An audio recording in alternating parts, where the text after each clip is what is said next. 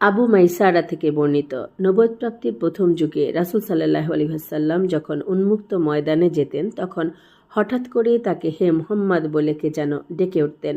তখন ওয়ারাকা ইবনে নাওফেল, তাওরাতের বড় এক আলেম, রাসূল সাল্লাল্লাহু আলাইহি ওয়াসাল্লামকে বললেন, এমনটি আরেকবার শুনলে আপনি সেখানে নির্ভয়ে দাঁড়িয়ে থাকবেন।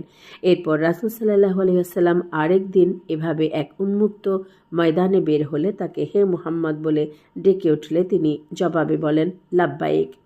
তখন এই সূরা নাজিল হয়। একবার হযরত উবাই ইবনে কাআব রাদিয়াল্লাহু আনহু রাসূল সাল্লাল্লাহু আলাইহি ওয়াসাল্লামের কাছে সূরা ফাতিহা পাঠ করলে রাসূল সাল্লাল্লাহু আলাইহি ওয়াসাল্লাম বলেন, সেই সত্তার কসম যার হাতে আমার প্রাণ, তাওরাত, ইনজিল, জাবুর এবং স্বয়ং কোরআনেও এই সূরার দ্বিতীয় আরেকটি দৃষ্টান্ত নেই।